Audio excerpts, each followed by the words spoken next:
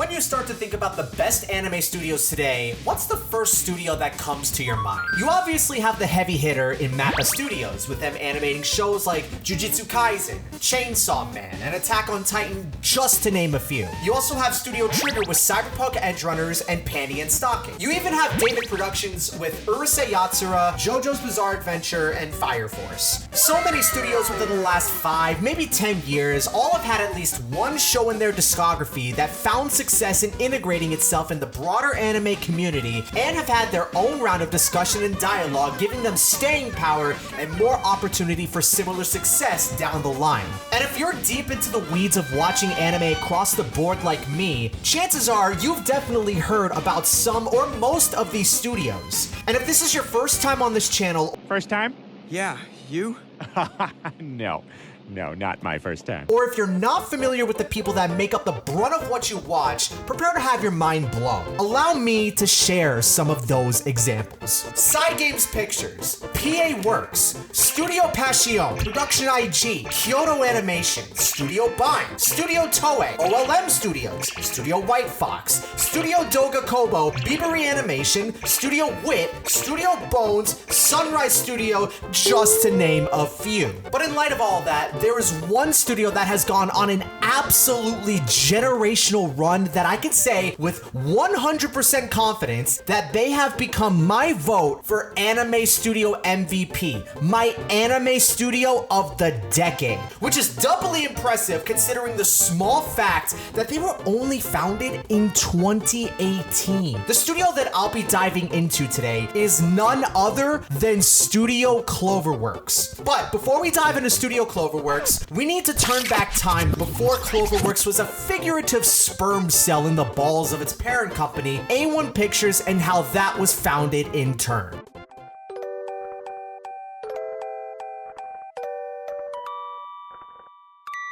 Mikihiro Iwata was a young and hungry up-and-comer who managed to land a job at the iconic Sunrise Studio way back in the 70s. It's been 84 years. Sunrise was founded in 1972 and just finding their footing under Bandai Namco. The rage back then was all mecha shows and extremely cool giant robots that fought in space. Leave me alone!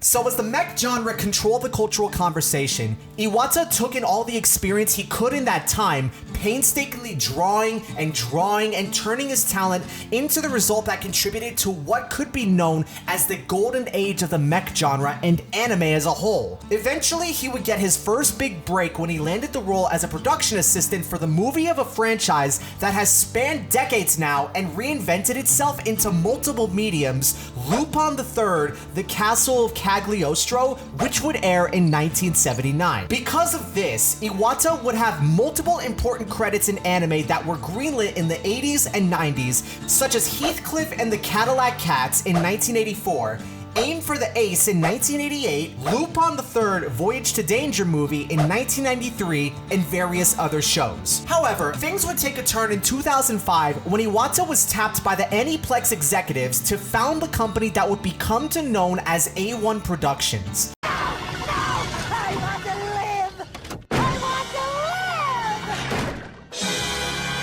Under his leadership, A1 Productions transformed from a small company that was only meant to handle and oversee a small number of Aniplex's family-oriented series to its own full-fledged studio involved in the production of a wide range of media and anime productions. It's enjoyed a number of its own success stories as well in the form of the Persona anime, Black Butler, Fairy Tail, Blue Exorcist, The Idolmaster, and one of the biggest anime ever, Sword Art Online. Do you like the snow? No. Can you say snow? Iwata has built up a company that has truly turned into something special and fostered so many old and new anime fans as a result. When April 2018 came around, whether it was through the decision of Iwata or a group of executives at A1 leadership, a decision would be made that, on the surface, didn't seem to rock the boat at first, but would have rippling effects in the long run for the whole anime world. A1 Productions would rebrand its subsidiary, Koenji Studio, into the studio we all know as of today, Studio Cloverworks. In the 6 months after the rebrand, 4 anime productions actually changed the studio credited from A1 to Cloverworks, with that being Slow Start, Persona 5 the Animation, Ace Attorney Season 2, and biggest of all, Darling in the Franxx. In October 2018, although they would still be a subsidiary under Aniplex, Cloverworks would announce that they would then separate from A1 Productions to be their own full-fledged anime studio. And this would be where their story would truly begin.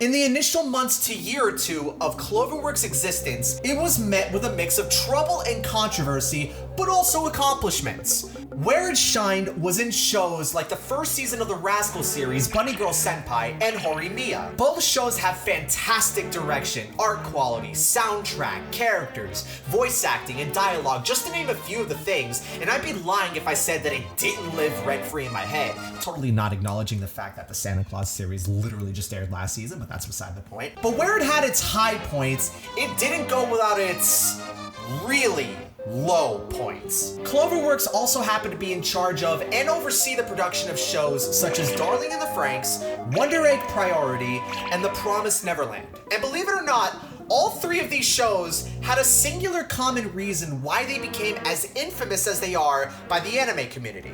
And let me tell you right now, it's nothing related to the people actually doing the animating. The blame all lies in the production committee. They're the ones that set the deadlines that studios are expected to make and give out the funding for. They put all the pressure on the producers and animators, whether it be reasonable or impossible. They also sometimes make decisions on what parts of a story can, should, or have to be cut out, or added, or even include filler in more rare cases in today's era.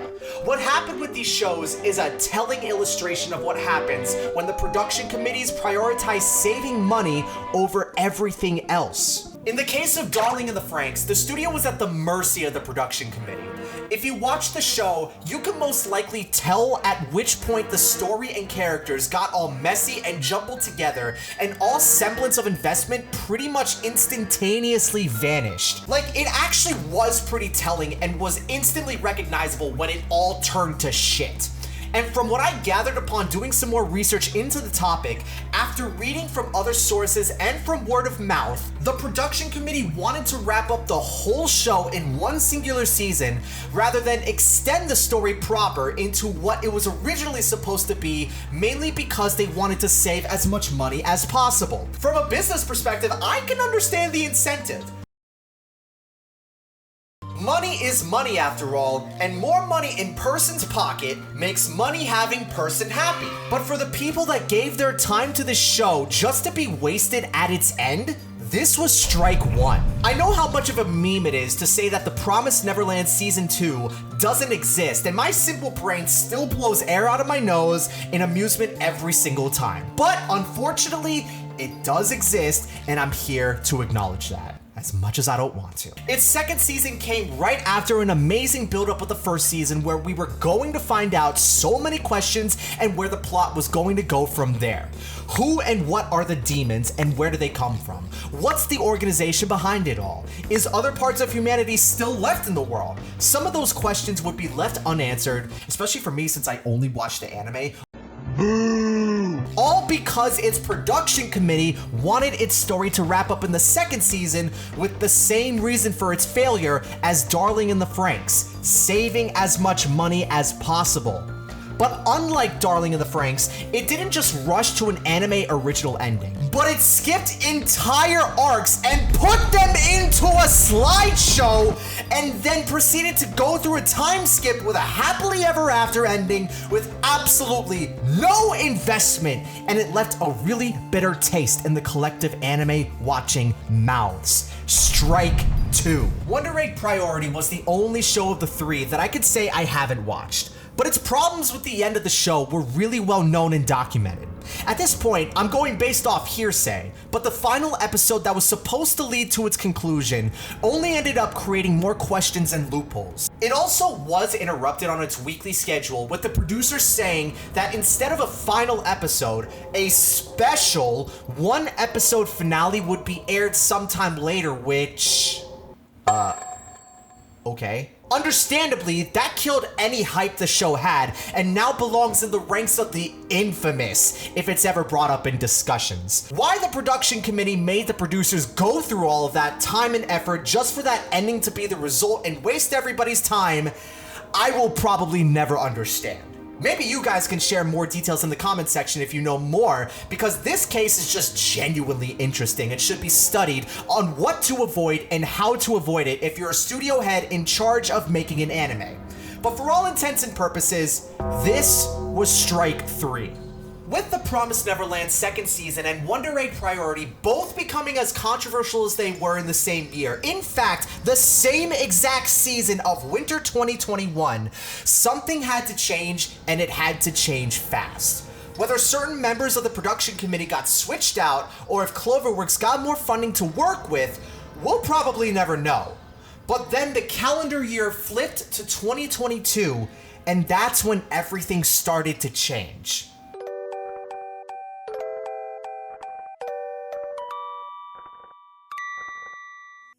In the winter season of 2022, they released Akabe's sailor uniform for a total of 12 episodes. The first thing that stands out is its striking art style and sharp color palette. The story keeps it simple as Komichi Akabe loves a sailor-style uniform for her to wear as she goes into middle school. She's granted a special exemption by the school since their new dress code doesn't allow for that anymore, and she lives her school life making lots of new friends and being as happy as she can be with her extroverted personality. Adding likable characters with proper depth, and you have a really cute show with beautiful visuals to back it up. Then in the spring, you have two of the biggest shows to come out of the 2020s decade in My Dress Up Darling and a joint production with Wit Studios in Spy X Family. I've already said my piece on both of those shows, and you can go check them out in my latest ranking video and my light novel video if you want to hear more. Two more amazing shows in one season. Summer 2022, Cloverworks aired Shadow's House second season, but I never watched the show, so I can't really give an opinion. But it was highly reviewed by the community, at least on anychart.net, so if that's anything to go by, the community would say that it's a hit. Then we move on to fall 2022, where Spy X Family Part 2 came out. But it wasn't just that show for that season. You might have heard of this other show that may or may not have flown under the radar. Oh, what is this show, you might wonder? Well, it was certainly none other than Bocchi the Rock! Again, I've also said my piece on that show as well, so go watch this video to hear more of my opinion there. And by the way, yes, I'm ecstatic that season 2 is in production. My prediction is that it'll be airing by fall 2026. 5 extremely noteworthy shows in 1 year. Then we flip the calendar once again into winter 2023, where they continue their amazing momentum in Unite Up, a male idol anime with distinct character design that has a sequel that aired in winter 2025. Didn't watch that one, but I could easily see its appeal. Spring 2023, Cloverworks took its Rascal Does Not Dream series, something that I originally thought didn't need any more content since the show itself was amazing and ended perfectly, and made not one, but 2 movies, with the first one airing in this season and the second one in the fall of that year. Both amazing movies that add even more mystery surrounding puberty syndrome and the effects it has on new and old characters. Please do yourself a favor and go watch this franchise. Just cause this show has the name that it has doesn't mean it's as degenerate as you think it could be. This is where that saying, "Don't judge a book by its cover," is the most obvious thing in the world. Summer 2023 comes around, Cloverworks drops a Fate movie, Fate Grand Order Memorial, to rave reviews, and they finish off the Horimiya story with Horimiya Peace, where it took all the parts of the OG show that were skipped out of the manga and put it all in here. I'm glad they did this since it gave the side characters a lot more love and a bigger chance to shine. Fall 2023 finally rolls around, and Spy X Family's second season comes roaring back in like it never left. And not only did it air the show, it also aired its own movie, Spy X Family Code White. And when you add up this year entirely, you get 5 more entries for a total of 10 in the span of just 2 years. Moving on to the year of 2024, you could describe this year as one where you get the idea that they were taking their time in the kitchen and all you had to do is just watch them cook. They would only have 3 noteworthy entries for this year, but this would only serve to benefit them even more. They wouldn't release anything in the winter, but spring 2024, they would come out with both Windbreaker and Black Butler, with the former really becoming a gem in its own right as time went on. I loved the transformation the main character went through mentally and emotionally as he learned to really begin to trust his new friends and classmates for the first time. Great journey overall, as it shows the depths one would be willing to undergo to move on from a life of pain and hardship. In the next season of summer 2024, Cloverworks would then release The Elusive Samurai, where it would arguably have its best visuals yet from a production standpoint. It appeared in my top 10 anime of 2024 if you needed an idea of how good I found it. 3 more top-notch show entries added to the list. We could skip fall 2024 since they didn't air anything in that time, but in light of that, we can now move on to what I believe is their best year yet, and the whole reason I'm making this video in the first place. They really used those previous 3 months quite possibly the best they could have, since basically every show they've aired this year at the time of this recording has been able to bring some sort of discussion around it. Even the first show they've aired this year in winter 2025, Guild Receptionist, managed to garner attention to it and put it in a positive light in the anime community. I even heard about it myself, but was unable to watch it yet due to past time constraints and other plans. Either way, it should be worth a look if a unique take of this trope is what you're looking for. But the real meat and potatoes is what comes in spring 2025. Simultaneously, they air both Black Butler Emerald Witch Arc and Windbreaker Season 2.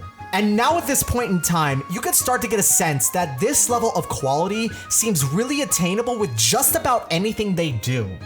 Well, you could probably tell earlier, but for me, this season was the start where I began to notice that they've literally not had a single miss for quite a long time. And now we enter the most recent completed season of summer 2025. This is where I can say that Cloverworks has had their absolute best season ever, over fall 2022 if we're talking placement rankings. They've managed to release 3 top-tier shows at the same exact time in My Dress Up Darling Season 2, which, as crazy as it sounds, was somehow even better than its first season, Rascal Does Not Dream of Santa Claus, which has always been a staple living rent-free in my head ever since the OG came out, and The Fragrant Flower Blooms with Dignity, which has been one of the best romances I've seen in quite some time, probably ever since Horimiya. All of these shows don't pull any punches or cut any corners either in its quality. Like, every single one this season has been at the very least great quality, and through their own merit has become a recommendation to watch as soon as possible. This last season has been pretty freaking special to say the least, as we go into fall 2025, where Spy X Family Season 3 is currently airing at the time of this recording. After listing basically every single show they've done in the last few years, I can pretty confidently say that Studio Cloverworks has gone on a run unlike anything of which the anime industry has seen before. And I don't see that run ending anytime soon. For the last 4 years, they've become the most consistent studio when it comes to keeping the quality of their shows at the utmost it can be. Cloverworks has become the standard in my eyes for how a studio should handle their discography, especially after how they've managed to recover practically perfectly from their early setbacks. And with every new announcement that they have from here on, you're going to be treated to a feast for the eyes and serve stories that'll keep you asking for more and more. If you made it this far into the video, I really do appreciate it from the bottom of my heart. I've been thinking of new ideas for possible series to make videos on, and I really enjoyed making this one. So if you're interested in hearing about the stories of other studios and their journeys through their own discographies, go ahead and drop a sub for the channel and comment down which studio you want to see next. Also, let me know of your favorite show from this discography from this video. I have a Twitch channel that I stream on 3 to 4 times a week, and we talk anime there, as well as play games and react to other stuff too. I'll leave a link to that in the description for you guys to check out, so go give a follow there too. Once again, thank you guys for watching the video to the end, and I'll see you all in the next one. Peace.